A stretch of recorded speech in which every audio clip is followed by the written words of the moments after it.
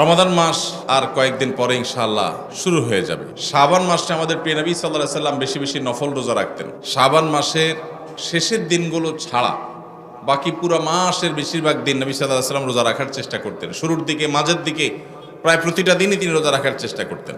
এই জন্য তার সেই সুন্নতকে অনুসরণ করে আমরাও রমজান মাস শুরু হওয়ার আগে থেকে নফল রোজা রাখার চেষ্টা করবো ইনশাআল্লাহ। চেষ্টা করবো তো ইনশাআল্লাহ। বেশি না পারেন 2, 4, 5টা 7টা, যার যতটুকু তৌফিকে কুলায় সে কয়টা নফল রোজা রাখবেন। কারণ নফল রোজার শ্রেষ্ঠ মাস শাবান মাস। এই মাসে বেশি বেশি নফল রোজা নবী সাল্লাল্লাহু আলাইহি সাল্লাম কেন রাখতেন? তাকে উসামা ইবনে যায়েদ রাদিয়াল্লাহু তাআলা নবীজির অত্যন্ত আদরের সাহাবী ছিলেন, নাতির মতো স্নেহ করতেন।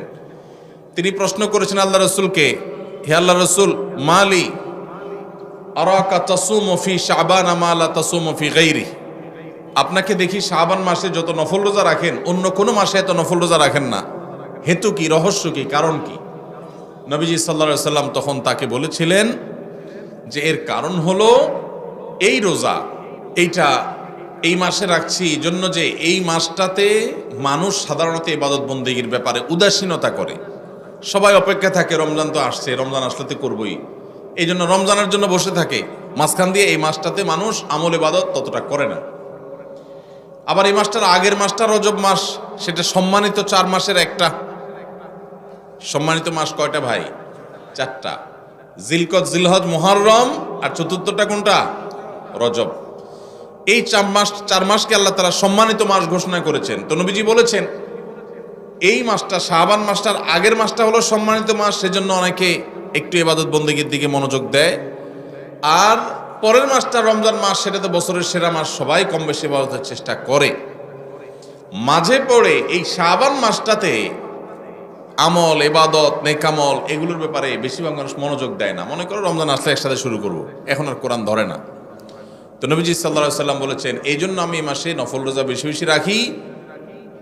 কারণ যেই সময়টাতে আমল ইবাদতের পরে অন্য সবাই উদাসীন থাকে, ওই সময়টাতে আমল ইবাদতের আলাদা একটা গুরুত্ব আছে। নবী সাল্লাল্লাহু আলাইহি ওয়াসাল্লাম সেজন্য রাখতেন। আর 2 নম্বর হলো তিনি বলেছেন যাকা শাহরুন ওয়া হুয়া শাহরুন তুরফাউ ফীহিল আমালু ইলা রাব্বিল আলামিন।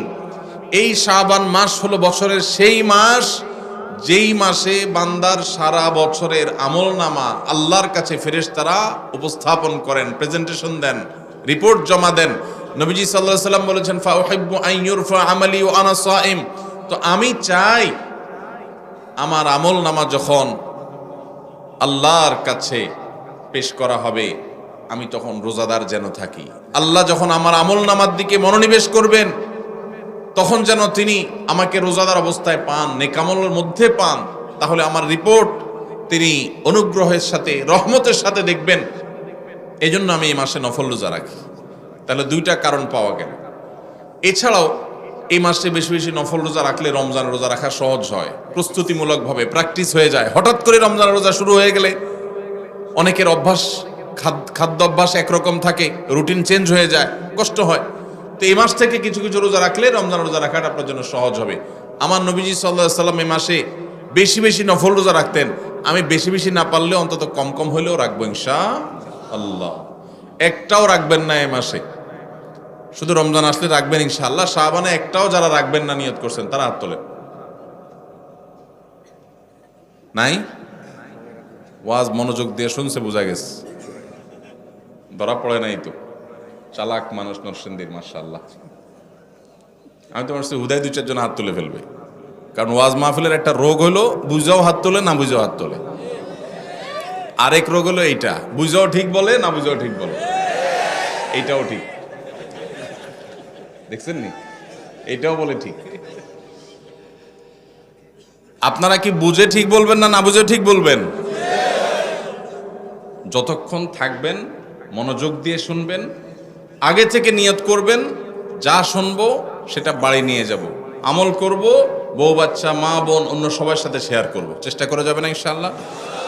তাহলে এই যে শাবান মাসে নফল রোজা, এটা আমাদের সমাজের থেকে অনেক সময় অনেকটা হারিয়ে গেছে। খুব একটা রাখে না মানুষ, ওই শবে বরাতে রাখে কেউ কেউ, আর কোনো রোজা রাখার খোঁজ খবর নাই। অথচ এই মাসেই নফল রোজা বেশি বেশি রাখা দরকার। আমরা আজকে জানলাম, আমল করব। দ্বীনের ইলম যে জেনেছে সে ঠেকেছে, যে জানে নাই সে ঠকেছে। যে জেনেছে সে ঠেকে গেছে, মানে জেনে গেছে, এখন আমল না করলে তো মাইর হবে, জানি আমল করলে না কেন? তাহলে বলবেন না জানাই তো ভালো ছিল। যে জানে নাই সে ঠকে গেছে, সে কপাল পোড়া, একটা সুযোগ হাতছাড়া হয়ে গেছে। আর যে জেনে গেছে সে ঠেকায় পড়ছে, জানছে যেহেতু, এখন তাকে কি করবে? আমল করতে হবে। আমল করলে কি আমাদের লাভ না আল্লাহর লাভ?